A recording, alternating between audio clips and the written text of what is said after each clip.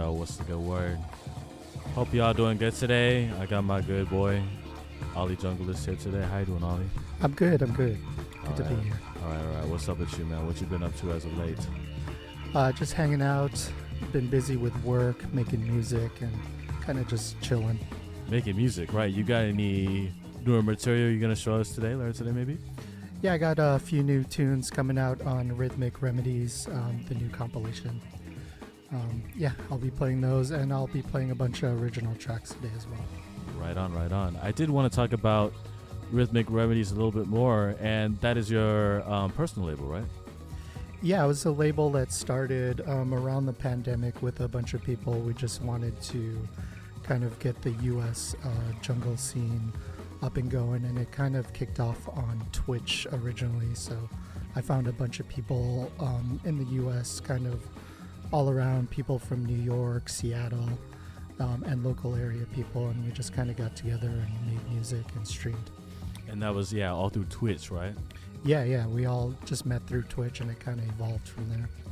You guys have like your own kind of live stream platform on Twitch. I remember I did go to one of your parties, and it was a pretty long, extensive stream of like a bunch of people getting together, like playing good music. What was your history? What's that like whole group called? I don't want to. Well, basically, we started this thing on Saturdays called Inside the Ride. That was with 916 Junglist. That was kind of where it all started. Just meeting other DJs, and then after the pandemic kind of died off, we just kind of meeted up at the house, and we just started partying and just kind of doing it together, instead of separated. And it just kind of evolved from there, and just keeps going. There you go. Yeah, that's kind of like a renaissance sort, kind of like, you meet over the phone, and all you can do is like maybe like page or message somebody, and then you get everybody here together. It's just like, we can finally get together. Yeah, exactly. That last time was super fun. But you guys should totally check out Rhythmic Remedies. Rhythmic Remedies has a Bandcamp page that is rhythmicremedies.bandcamp.com. I did see a bunch of stuff out last time I checked a while ago, but I first came across that label all the way back in 2021. I was not living in the Bay Area at the time. I came across you guys, and that was some super cool stuff. Also want to shout out the Calling All Ravers party at Monarch. That was a really cool party. But Ritalin, he's from Canada, right? Yeah. We had a recent party was with Ritalin, kind of breakcore jungle producer. He does a live PA setup, and Calling All Ravers. I started that with Corinne, and we wanted to just start up a kind of 18 and up multi-genre party to kind of mix in like the new kids and kind of the old people, and get them all together just to enjoy music. Yeah, that's right. Enjoy like cultural rave music, some old, some new. And me being a part of like the newer, younger generation, there's definitely a big resurgence of new rave music, whether it's like jungle drum and bass. The one thing I haven't heard like many newer artists kind of like produces hard house. I wanted to talk about that. Yeah, that's true. I don't know. I feel right now in the Bay Area, it's all like the jungle's blowing up, footwork. Yeah. Yeah.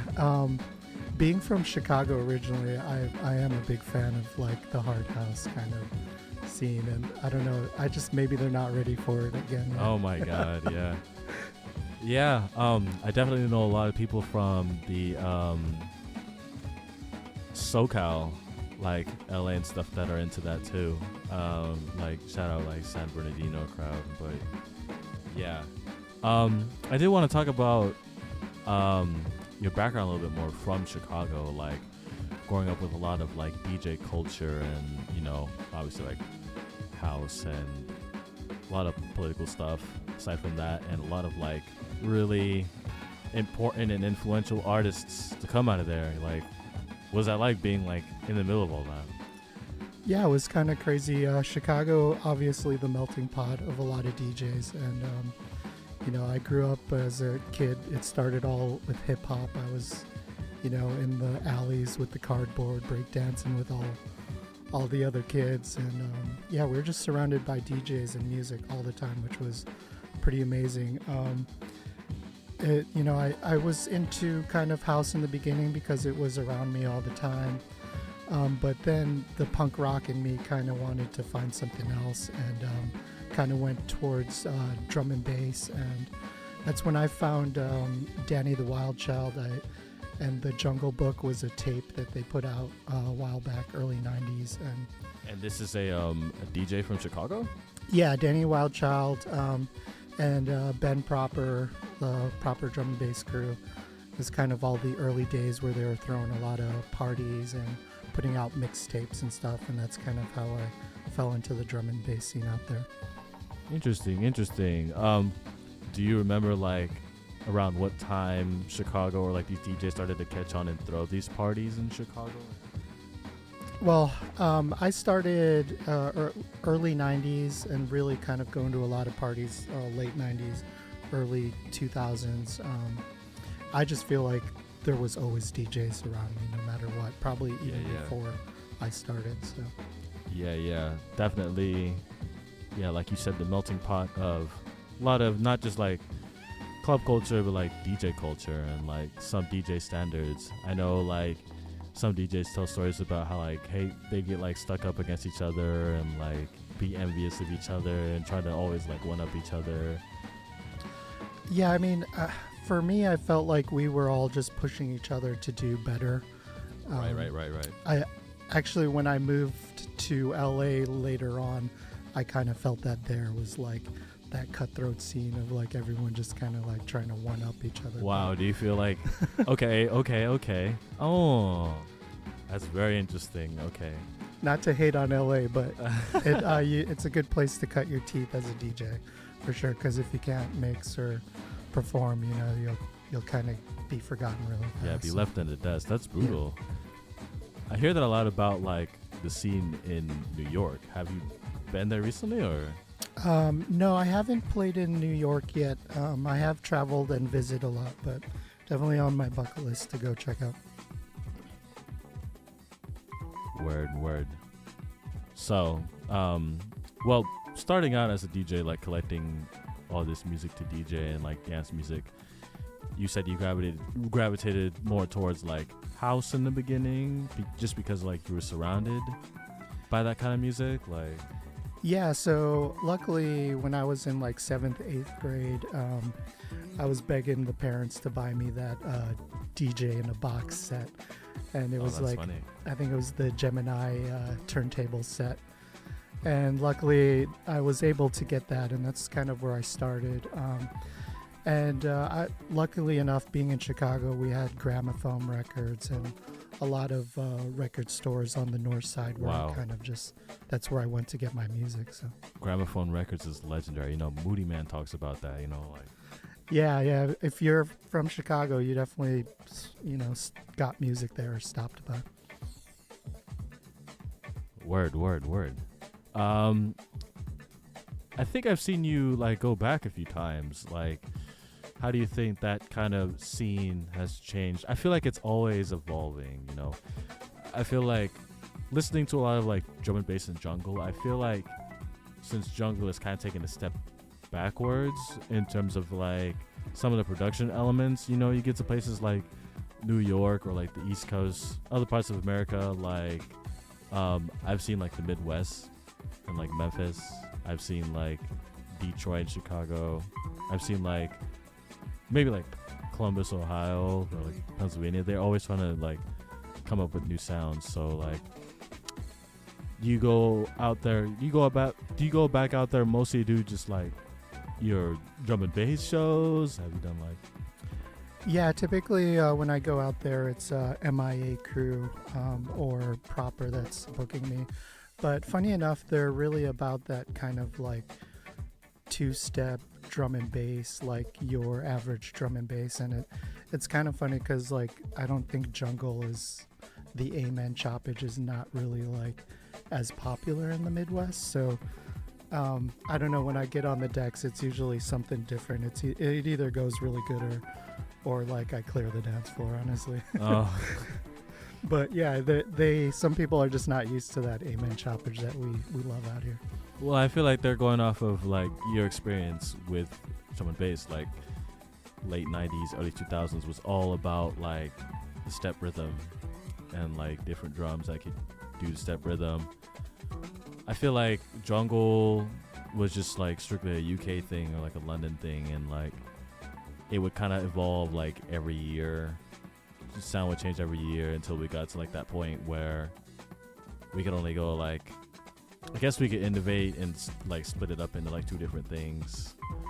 But yeah, that's interesting. I've watched interviews of like different footwork DJs and producers like mentioning drum and bass and jungle here and there. Like I've also heard like Kerry Chandler, I think in his like Red Bull interview, he said he was like at a drum and bass party where he was talking about like I guess his girlfriend, you know, tragic what happened to his girlfriend, but yeah, I mean at some point, you know.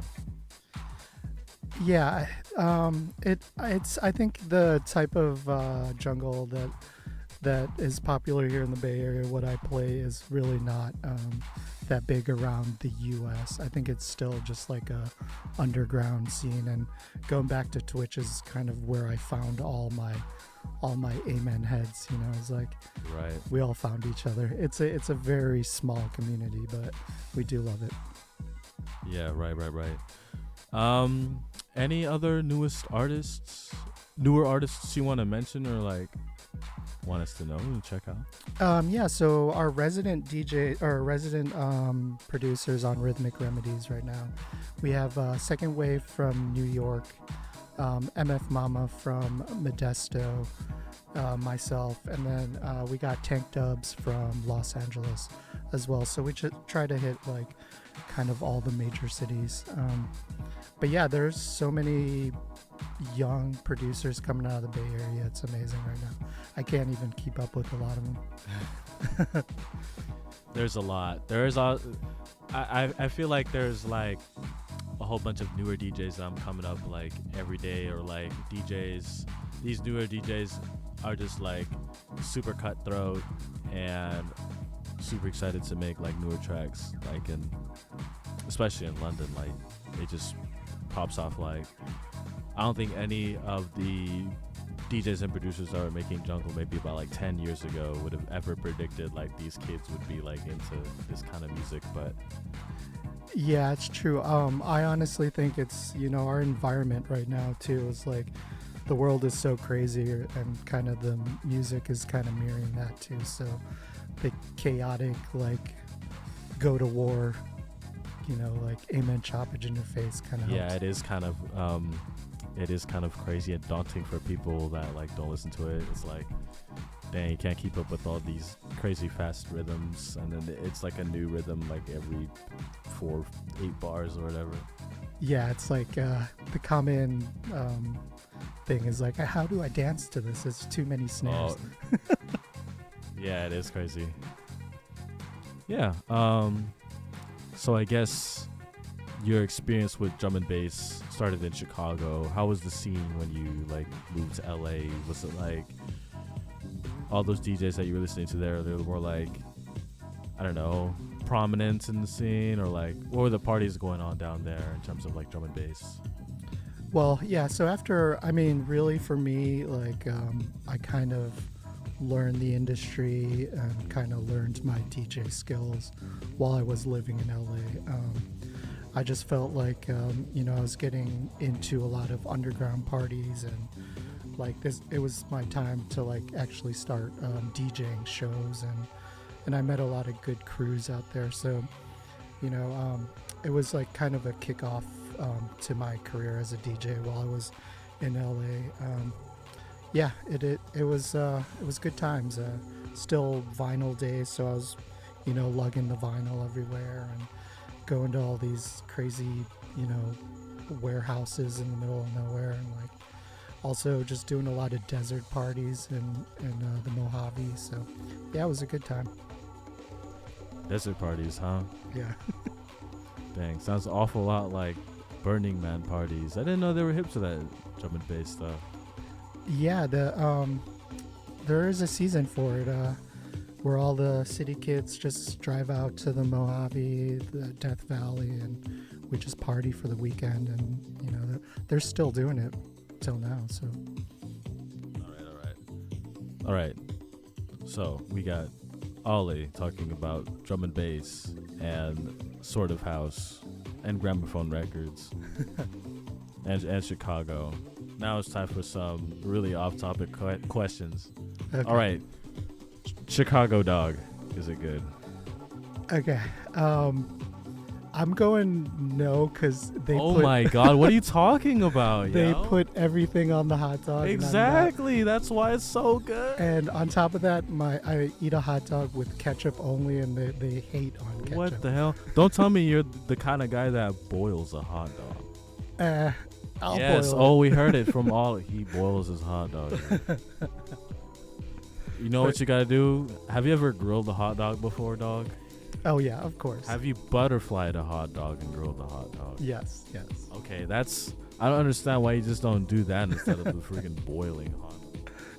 Hey, sometimes you don't have a grill, You got a stovetop, True, right? true, Okay, you got a yeah. stovetop, right? You get the pan, right? You butterfly the hot dog and smack it on there. I don't know. A hot dog is like, I'm gonna eat this really quick because it's not gourmet. The and I'm glizzy gobbler.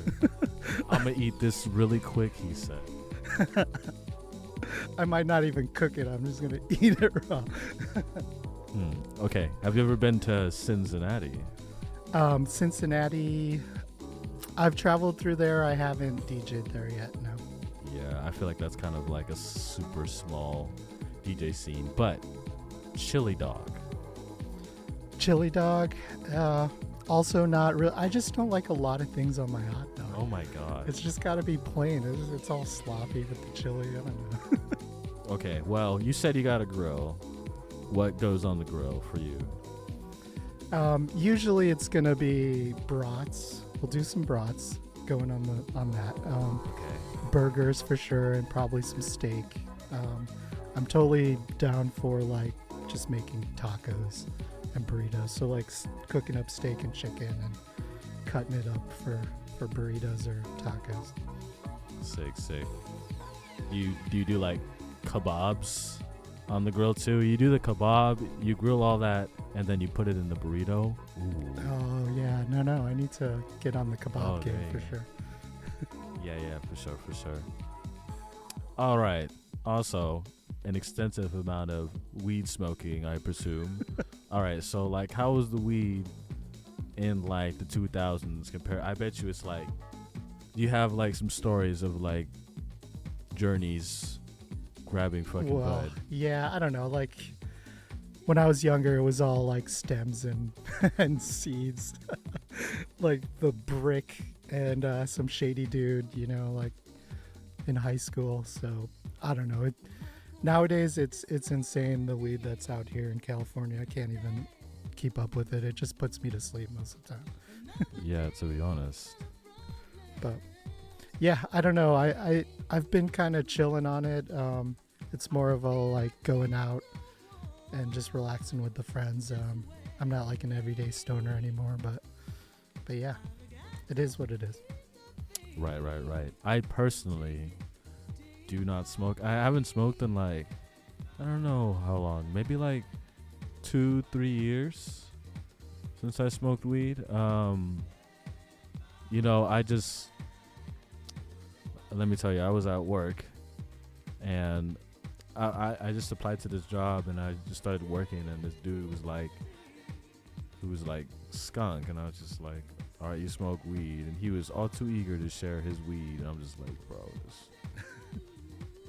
I don't know if this is it, dog, because I'm gonna be like, next door neighbor over here smelling all too familiar, and I still gotta work. I'm not trying to pull up on no customers smelling like. Yeah, that's true. I mean, honestly, it's so strong these days. Sometimes I just like get anxiety, like like paranoid as fuck. Word. So we got Chicago House. No Hard House. We need some more Hard House from y'all. And if there is, somebody point me to some Hard House producers that make that stuff.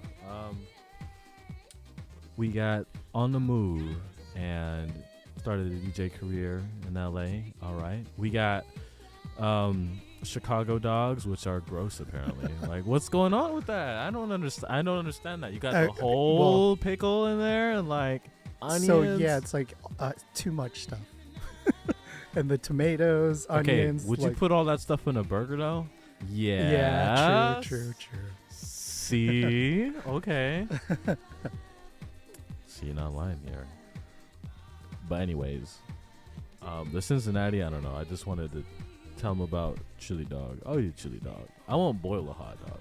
The boiled hot dog days are over. I'm not no glizzy gobbler, but I will cook myself a glizzy on the grill. There you go.